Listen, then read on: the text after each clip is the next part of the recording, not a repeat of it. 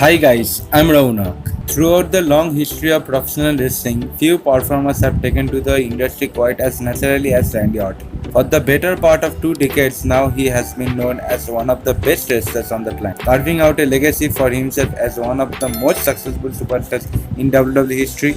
However, one thing that has always been a point of contention is his character alignment. Some members of the WWE universe love nothing more than to support and get behind the Viper, Randy Orton, whereas others feel as if he is much better suited to being a bad guy. His consistency is one of the only things that rarely gets brought up as a talking point but in the wider conversation. There are plenty of arguments on both sides of the coin that point towards Randy Orton being both a phenomenal babyface and one of the best heels the WWE company has ever seen. So in this video, I'll mention 5 points that Randy Orton is so much great when he becomes heel superstar. So let's get started without wasting any time.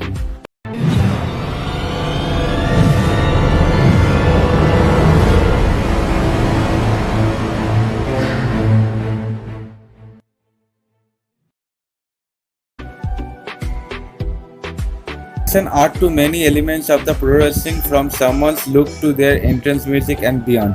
But one of the hardest things to get right is the delivery of a great finisher. The punt kick has been one of the most popular moves in WWE company for many years, but in equal measure it has also been vilified as dangerous tool that Randy Orton has only recently been able to start using again. So in this context, again means back in 2020, 2021, 2022. In his younger days, and to a certain degree in the last few months, Randy Orton has established himself as one of the above all others, the legend killer. He was able to climb into the main event scene courtesy of his interaction with many legends, whether it be Dusty Rhodes, Jake Roberts, Hulk Hogan. The disrespect he showed them all came from the heart of a man who was true heel. Well, I'm talking about 2020.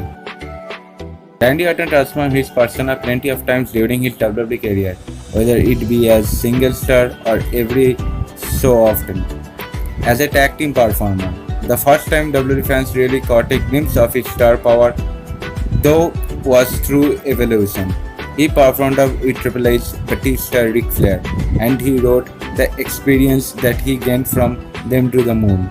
He then went from follower to leader as he was the main man in the charge of legacy, with Cody Rhodes and Ted DiBiase Jr. by his side.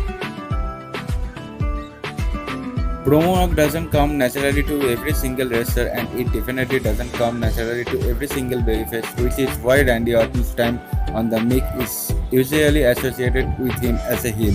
The perfect example of his would be his feud with Edge that began at 2020 Royal Rumble pay-per-view. Randy Orton built off his betrayal the following night and turned it into a storyline that gave him the limelight in a way that helped him flourish. Randy Orton's first theme song was rare in that it worked well for him under both alignments, but Voices has always been a heel soundtrack as opposed to a babyface one.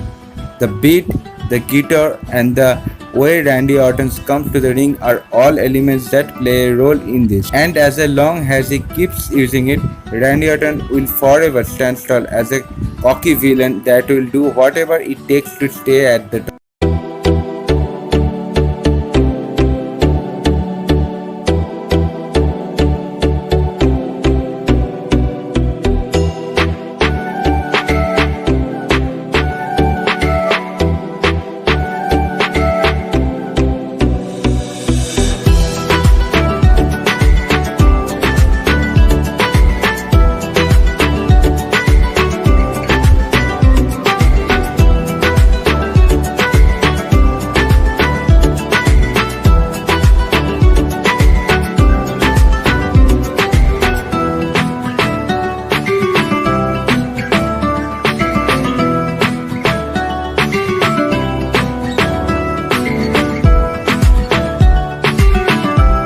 So guys, I hope you enjoyed this video very well. If you like this video, then leave a like, hit the subscribe button and bell the notification bell. Thanks for watching this one, and let me know in the comments that do you like Randy Orton as a heel or as a babyface. I'll be back with a new interesting video. Take care and bye.